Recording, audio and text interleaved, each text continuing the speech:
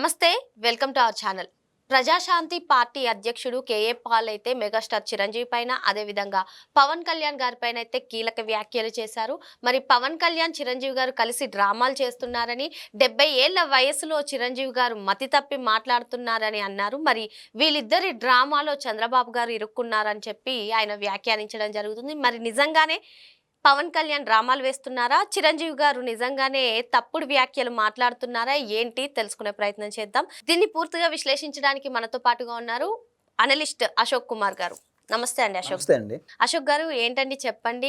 KA Paul గారు చూసినట్లయితే megastar Chiranjeevi గారి పైన, అదే విధంగా పవన్ కళ్యాణ్ గారి పైన కీలక వ్యాఖ్యలు చేశారు. ఏంటి అసలు నిజంగానే వీళ్ళు కలిసి డ్రామాలు ఆడుతున్నారా, వీళ్ళు పదవుల గురించి ఆశిస్తున్నారా? మరి 70 ఏళ్ల వయసులో మతి తప్పి మాట్లాడుతున్నారని చిరంజీవి గారిని అంటున్నారు. నిజంగా వీరి ఉచ్చులో చంద్రబాబు గారు ఇరుక్కున్నారా? మీ అభిప్రాయం ఏంటండి?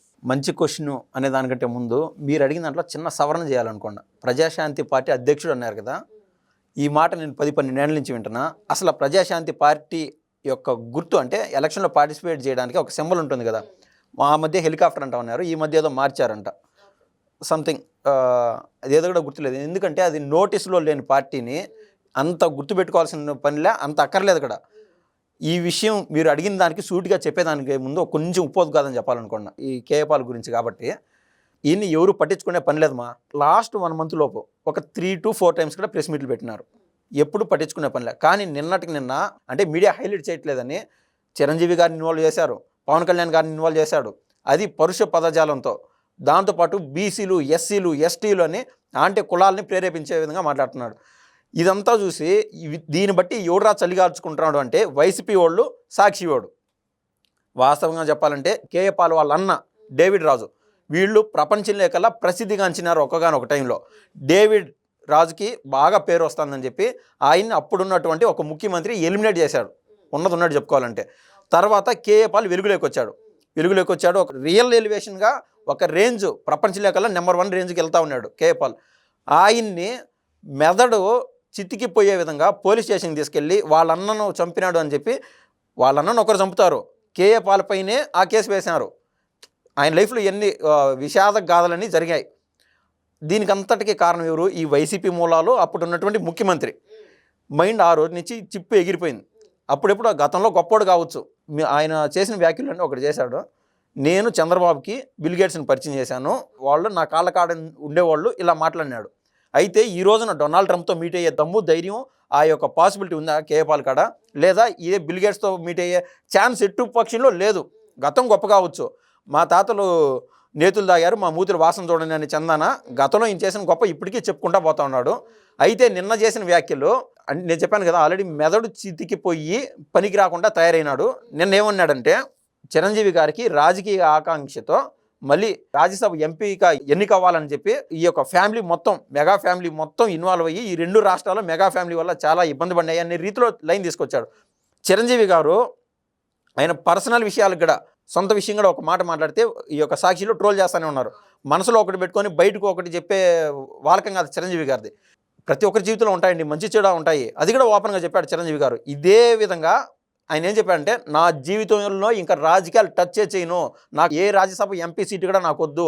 ఒక పక్క రేవంత్ రెడ్డి గారు చిరంజీవి గారిని సొంత అన్నలాగా దగ్గరికి తీసుకొని మొన్న ఒక తెలంగాణలో మంచి పార్క్ డెవలప్మెంట్లో భాగంగా తీసుకెళ్ళిన విజువల్స్ అందరం చూసాం. ఎందుకంటే చిరంజీవి గారికి ఆ స్టేచర్ ఉంది. అదేవిధంగా నరేంద్ర మోడీ గారు ఇక్కడికి వచ్చినప్పుడు చిరంజీవి గారిని దగ్గరగా తీసుకొని ఎంత బాగా అంటే అందరితో దేశం లేకల్లా టాప్ మోస్ట్ ఇన్ఫ్లుయెన్స్డ్ పీపుల్లో టాప్ 10లో చిరంజీవి గారు ఖచ్చితంగా ఉంటారు.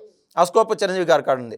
ఇప్పటికీ చిరంజీవి గారు రాజకీయాల గురించి మాట్లాడట్లే, కేఏ పాల్కి ఎందుకు అంటే ఇటీవల చిరంజీవి గారు కూడా స్పష్టం చేశారు కదండి, నేను రాజకీయాలకు దూరంగా ఉంటాను, సినిమాలకు మాత్రమే దగ్గరగా ఉంటానని కూడా ఆయన చెప్పడం జరిగింది కదా. మరి ఎందుకని చిరంజీవి గారిని లాగుతున్నారు రాజకీయాలు? ఆయన ఒక వ్యాఖ్య చేయడం జరిగిందండి, గతంలో ఉన్నటువంటి ప్రజారాజ్యం పార్టీ జనసేనగా రూపాంతరం చెందింది అని.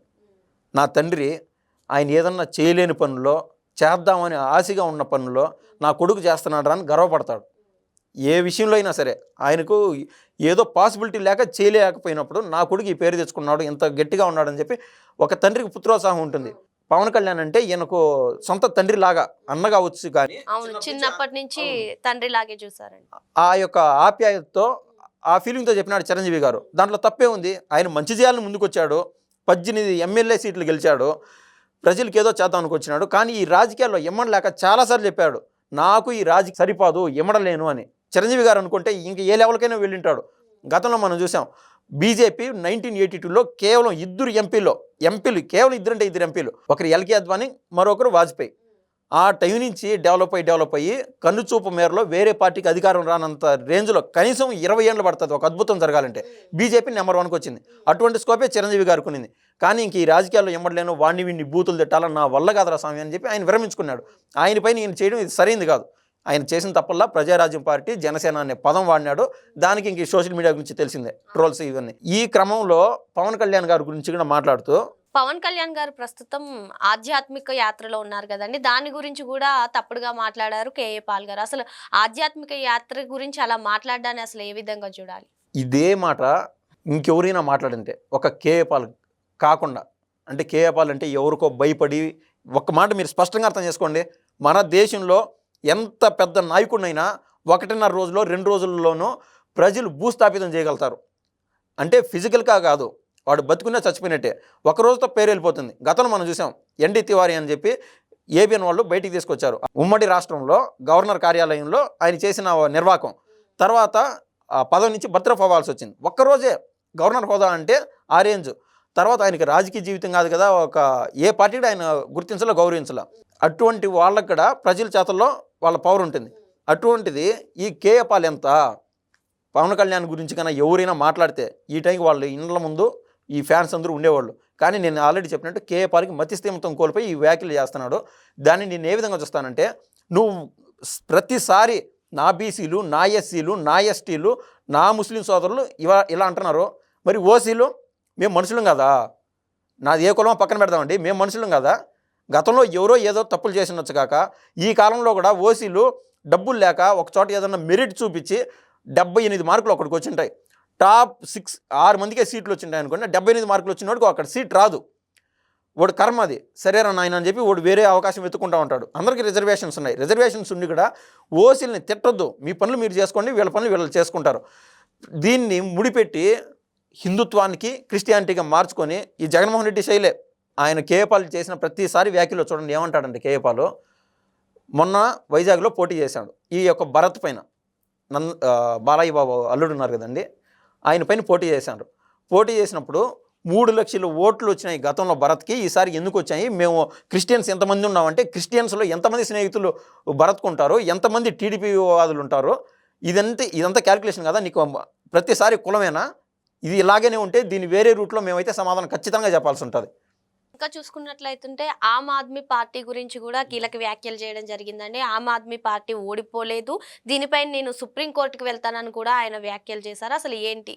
ఆయన సుప్రీంకోర్టుకు పోయి నిజంగా ఈ యొక్క ఢిల్లీలో ఏ ఎలక్షన్స్ అయితే జరిగినాయో అవి కన్నా రద్దు చేస్తే, నా జీవితంలో ఈ యొక్క సుప్రీంకోర్టు ఆ ఢిల్లీ ఎలక్షన్స్ రద్దు చేసింది అని కన్నా ఎక్కడైనా మనం కన్నా పేపర్ స్టేట్మెంట్ వింటే నా జీవితంలో తర్వాత నేను వీడియో కూడా చేయను. ఇదంతా పని లేని మాటలు అనమాట. గతంలో మనం చూసాం, ఈయన చేసిన వ్యాఖ్యల్లో ఈవీఎం ట్యాంపరింగ్ జరిగింది, అందుకే నేను ఓడిపోయినాను, లేదా బీజేపీ గెలుస్తుంది అనే వ్యాఖ్యలు చేస్తున్నాడు. అందులో భాగంగా మనం ఒకసారి ఆయన విషయమే ఎగ్జాంపుల్ చూస్తాను. గతంలో తెలంగాణలో మునుగోడులో ఒక బై ఎలక్షన్ జరిగింది. అక్కడ కోమటిరెడ్డి రాజగోపాల్ రెడ్డి రిజైన్ చేసి మరీ గెలుద్దామని మళ్ళీ బీజేపీ తరఫున పోటీ చేశాడు. స్వల్ప మార్జిన్తో ఒక 4,000-5,000 ఓట్లతోనే కేవలం ఓడిపోయింది కోమటిరెడ్డి రాజగోపాల్ రెడ్డి. ఈవీఎం ట్యాంపరింగ్ అయినా జరిగేటంటే బీజేపీ వాళ్ళు అక్కడ గెలిచి ఉండేవాళ్ళు కాదా. ఇక్కడ కాంగ్రెస్ వాళ్ళు 7 మంది 8 మంది గెలిచారు ఈ యొక్క తెలంగాణలో.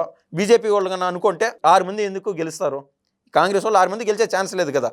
సో ఈ ట్యాంపరింగ్ జరగలేదు. ప్రతిసారి ఓడిపోయిన ప్రతిసారి ట్యాంపరింగ్ కనీసం 800 ఓట్లు గెలిచలేనోడు స్వయాన కేఏ పాలే అన్నాడు, మా ఇంట్లో 22 నోట్లు ఉన్నాయి, నాకు అయ్యి కూడా పడలేదు అంటే ఎలక్షన్లో ట్యాంపరింగ్ జరుగుతుంది అనే డౌట్లో ఆయన ఉన్నాడు. పిచ్చెక్కిపోయినది ఆయనకి. అవి అనవసరమైన అనుచిత వ్యాఖ్యలు. మరో అంశంతో మళ్ళీ కలుద్దాం. థ్యాంక్ యూ అండి. థ్యాంక్స్ అండి.